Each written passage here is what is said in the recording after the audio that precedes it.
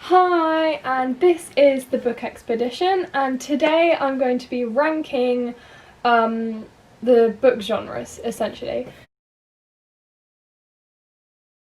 So I've not included absolutely all of the genres that there are, just the main ones that spring to mind. So there are 12 that I have in total. So basically, this is all my opinion. It's great if you have different opinions to me on what genres you prefer, because that's what makes it so interesting, talking about different genres. So leave your thoughts in the comments. It's so hot today, but I'm so overdressed. Anyhow, let's get started with this. So I'd love to read from more different genre pools than I have already, so that I could try and be more well-rounded, but this is just going off what I've read and what I've sort of enjoyed in different genres, and that's kind of informed my decision. But yeah, I've not really read a lot in certain genres, but I do know text from that genre. So, and also there's a lot of crossover, so it's quite difficult to rigidly categorize anything, because like Wuthering Heights, for example, that text it's been debated for years by many different critics from what it actually is. It falls into so many different categories. So this is just what, in my opinion, these books fit, what categories they fit into, but there are alternatives. What else have I got here? So I'll be giving some texts from genre clusters just to give you an idea of, in a genre, what texts I've read that have helped me form my own opinion, if that makes any sense. So this is just to support my opinion, and I don't personally read genre-based anyway. I might have just said that, I don't know. I've filmed this video once already before. And yeah, I'll just generally read, I personally read based on either the idea behind the story itself, or how it's written. So the things that will help me with ranking the genres is just how these different genres are generally written, but there are a few odd ones out, and how the different writers use this genre style. I know that's not specifically the genre, but it just seems to be quite linked together, really. But this is quite a relaxed video. I've only got a few notes here, and it's not anything, I'm not going into great detail in this video yet. I'll be doing videos with more detail in the future, but just to say, I will be referencing quite a few texts. I'm really bad at editing. I have the worst editor. It's literally just the video editor that's built into my laptop, and that is all. So I'll be trying my absolute hardest to make these as clear as possible, the text on the screen, but we'll just see. I'll try not to waffle too much, but if you enjoy reading and you get talking about it, it's very easy to waffle, but I'll try not to do that. So here we go. So in 12th place is Utopia, the Utopia sort of genre, I guess.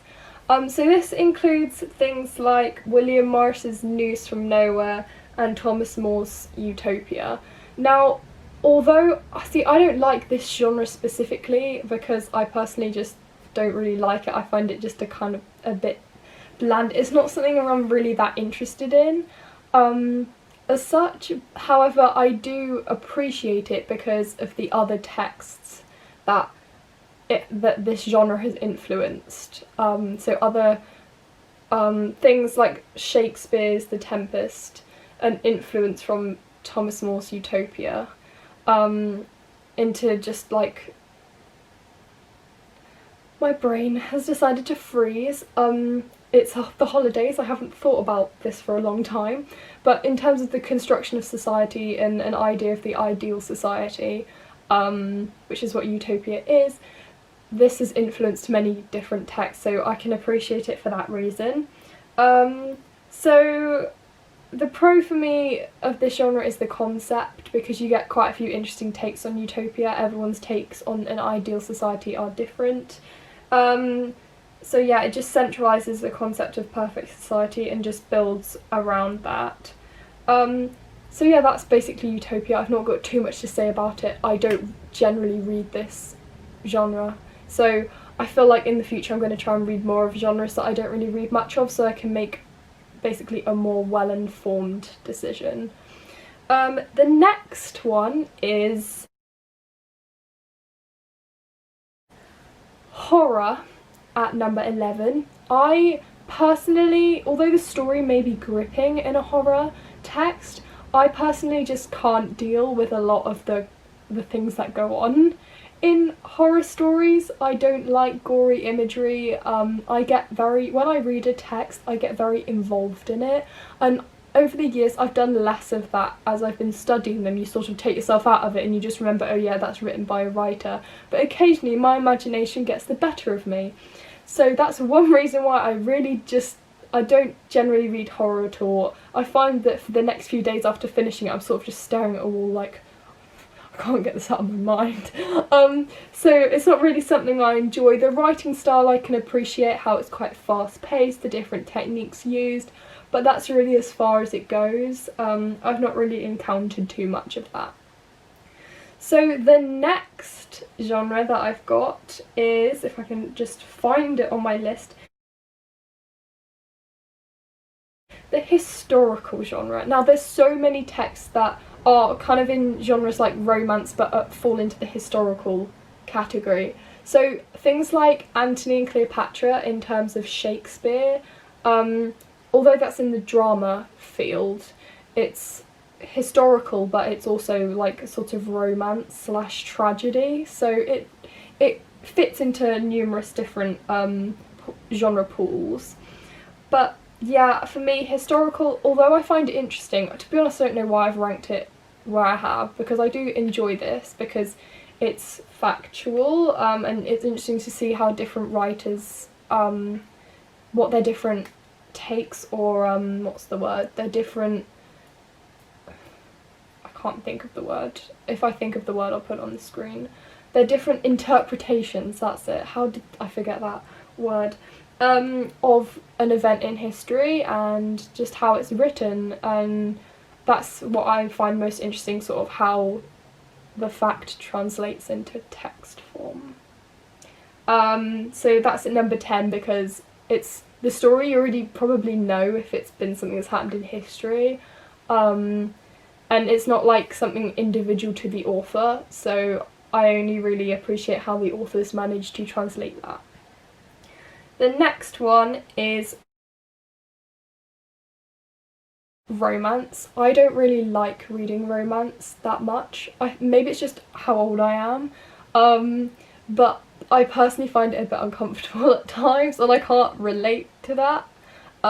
So I have read quite a bit of romance, but mainly things like Jane Austen, so Jane Austen's Persuasion, Jane Austen's Pride and Prejudice, Wuthering Heights is kind of a romance, and also a lot of poetry that's anchored in that field, so like Byron, Shelley.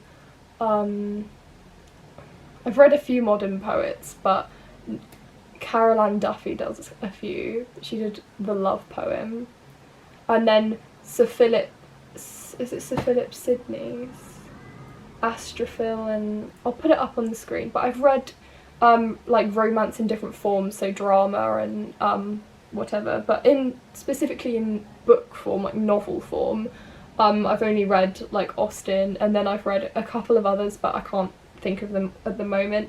But for me, I can appreciate this, but I think it's just currently my age and I can't relate as much, so that's why it's where it is. But it's not specifically the writing style or just the structure of it, it's just my own personal preference, so I can't really give much of a backed up reason for this one.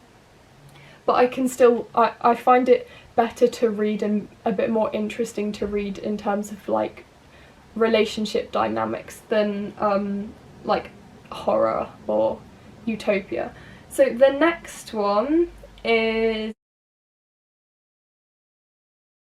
8 SciFi. I don't read much sci-fi. I've read some Douglas Adams and also some of War of the Worlds. I haven't actually finished that yet, funny enough.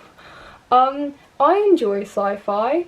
It's not something I'm into that much, but I'm willing to give pretty much anything a go.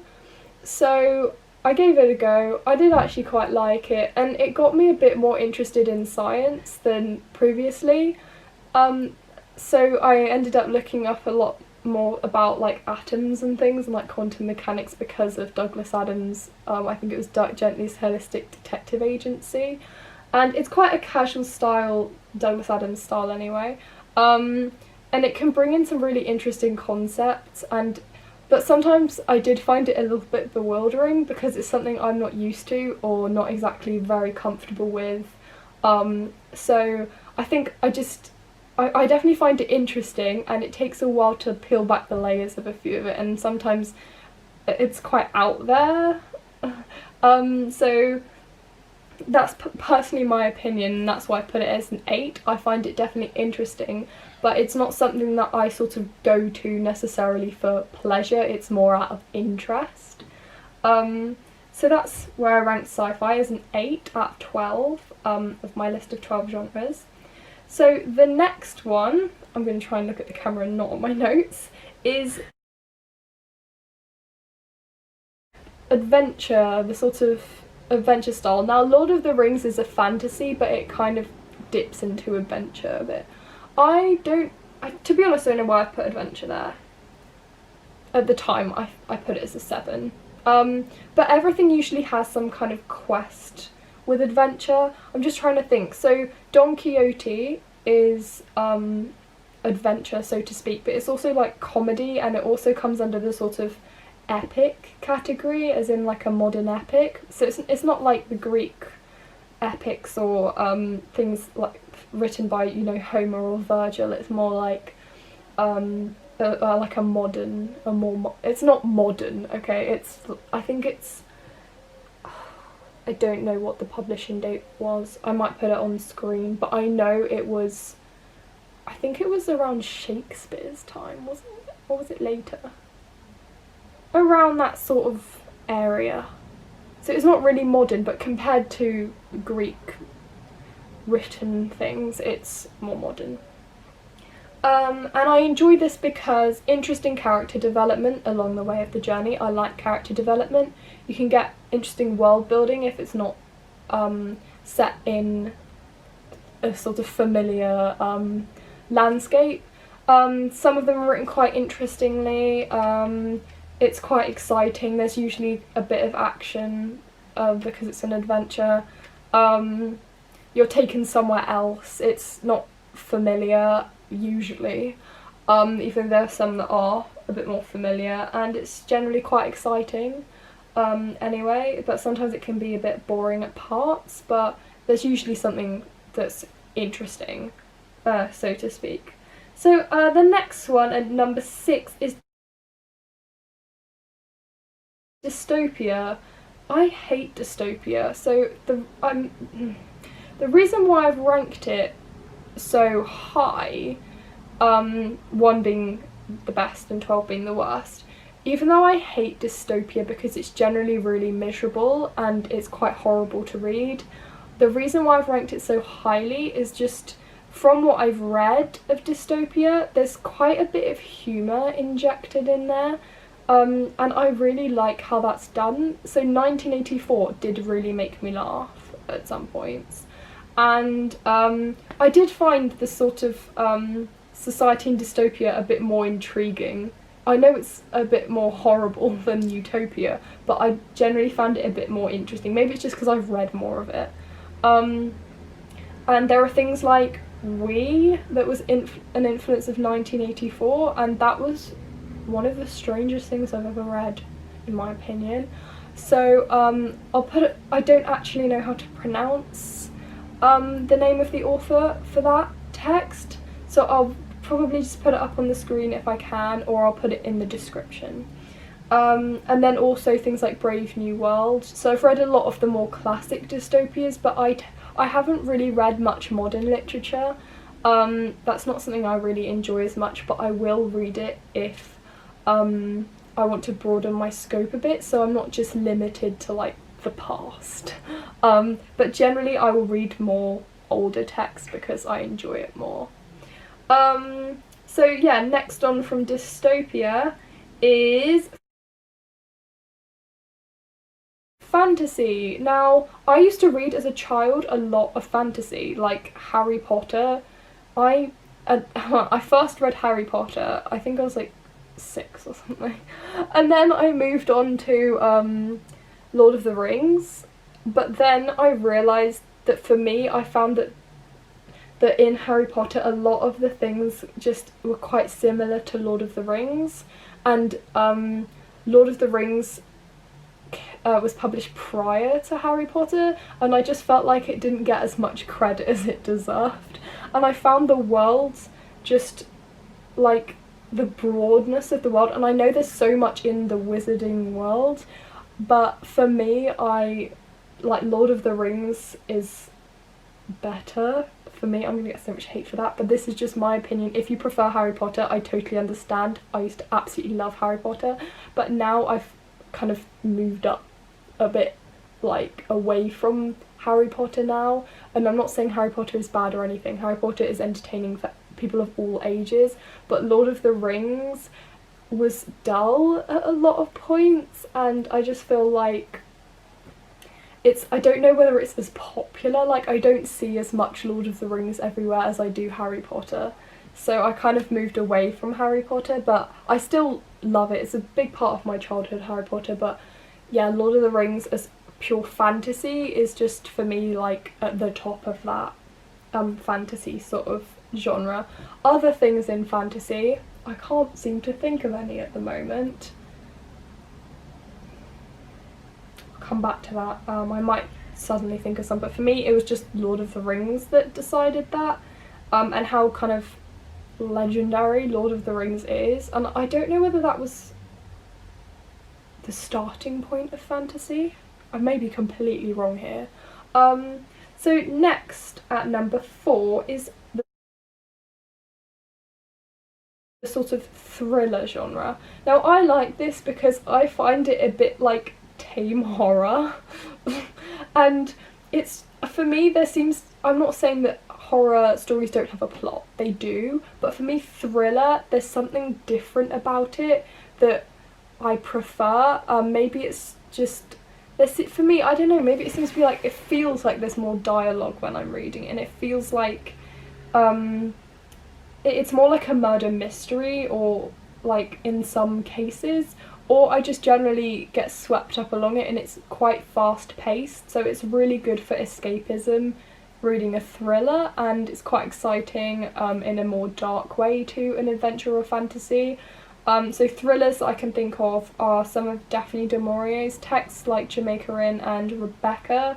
Is Rebecca a thriller? I would say in some ways it is, but it's not like full-on thriller.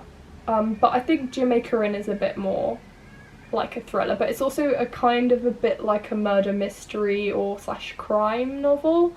But I generally really enjoy that, and that's all I've really got to say about it. Just the writing style in general I like, and it's quite fast paced, it tells a good story, can't go wrong. So next at number 3 is the Gothic genre. This was what got me into, I don't want to call it adult fiction because I don't like isolating like texts that were more so written for adults just for adults, because I've read a lot of what might be considered by some as adult texts, but to be honest I think there's nothing wrong if you are interested in reading something that isn't in the kids section, as long as the content is okay and your parents are okay with it and you're mature about it. I think there's like nothing that wrong with it, if you know that you can cope with it. So Gothic the Gothic really got me into this because it felt a bit like, not a kid's story, I don't want to say that because I feel like that might sound like it's, I don't know. Yeah, it's not like, it was a nice transition. So I started off going into more like classical fiction with Frankenstein. And then that got me into things like Dracula and The Strange Case of Dr. Jekyll and Mr. Hyde, The Picture of Dorian Gray. And the Gothic genre is really interesting because the imagery is quite exciting. So as a younger child, the imagery really helped to get through some of the slower sections of text, and I found the way it was written really interesting. And you can do a lot of research around like the supernatural and the history that influenced these texts, and I really enjoy doing that, like with Dracula, all of the folklore and influence within that, just beyond Vlad the Impaler, which that's debatable whether that's even an influence in my opinion, but just reading around obscure things that influence the Gothic genre. And I know this is the case for every genre, but personally I enjoyed more of the influence on the Gothic just purely because of its sort of supernaturalness, and it's not exactly scientific, so to speak, compared to the sci-fi genre. So I just really liked the Gothic, and I've studied the Gothic, I've enjoyed it and read it for pleasure, and I know it quite well, and there's a great variety in the Gothic as well, even though they're quite similar. And it's atmospheric as well, that's why I like it, it's atmospheric, and I think that applies to thriller too. So next at number 2 is murder mystery / crime. So these are your Agatha Christie's, P.D. James, Wilkie Collins, that they sort of just cover that murder mystery scope. I really like murder mystery because A, it's atmospheric, B, it's engaging, C, it's usually quite easy to read. Usually, at least I personally find that. So it's a really good, as I would consider, holiday read. And yeah, they're just generally really interesting. I mean, after a while, some of the Agatha Christie's, you can notice that the plots are quite similar if you've read quite a lot of them.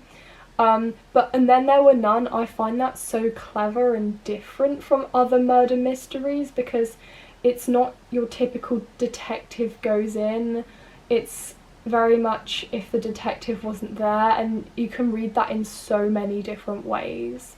And in a way it's kind of a bit like Lord of the Flies because towards the end it's like the sort of more self-destructiveness, but yeah, Lord of the Flies also fits into the kind of dystopia category, and I don't particularly like Lord of the Flies, but I enjoy it for how much you can squeeze out of it contextually and how much you can squeeze out of it linguistically.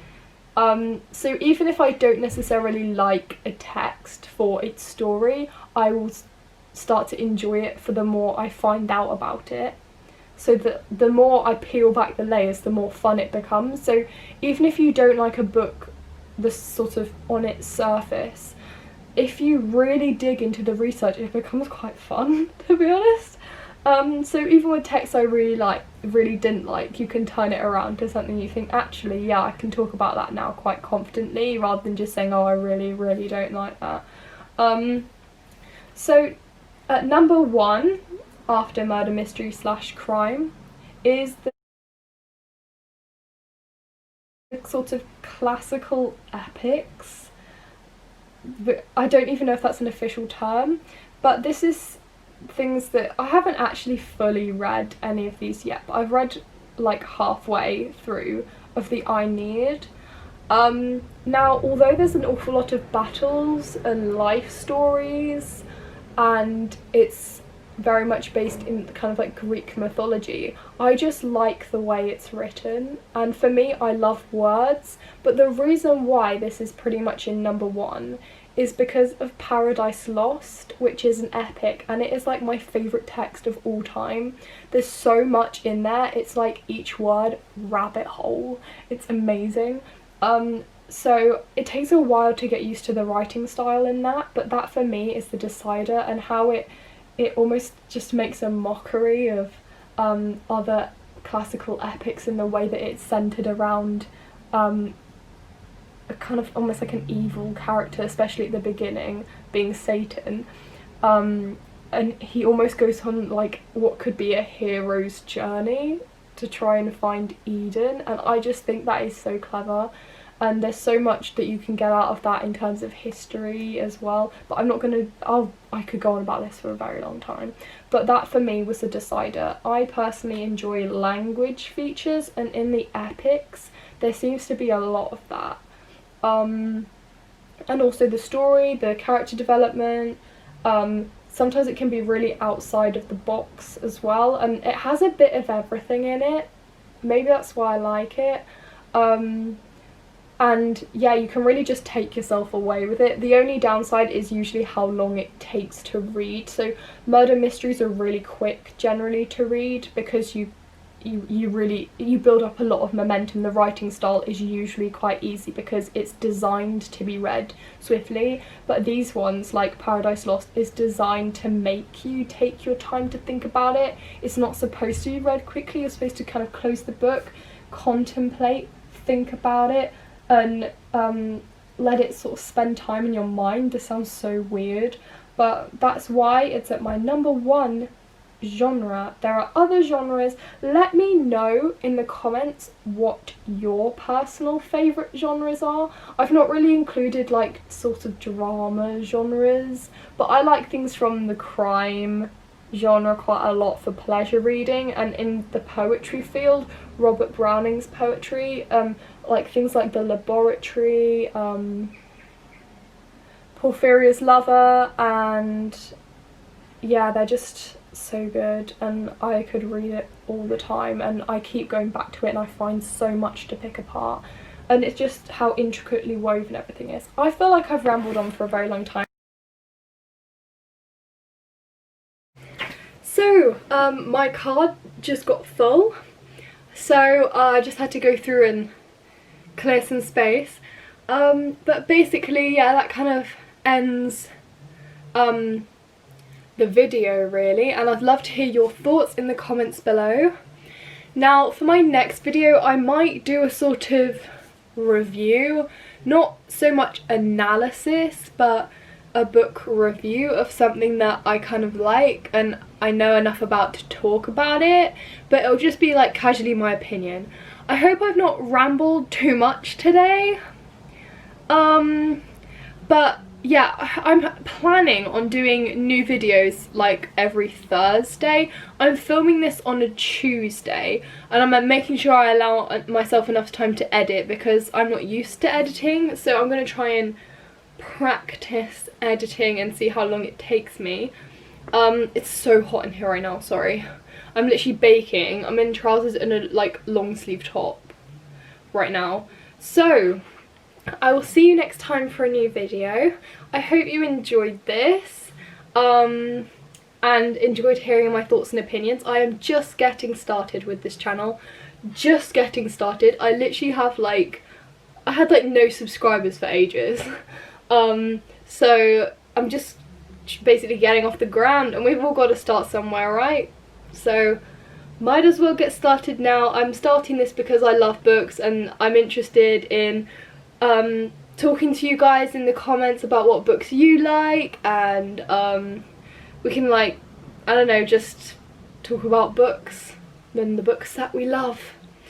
So thank you guys so much for watching, and I will see you in our next video. I was going to come out with something cheesy then, like when we turn the next page, but that would have been too much. So you don't have to cringe out necessarily. Okay then, thank you so much for watching, and I will see you in the next video. I'm going to be cringing at this. Bye!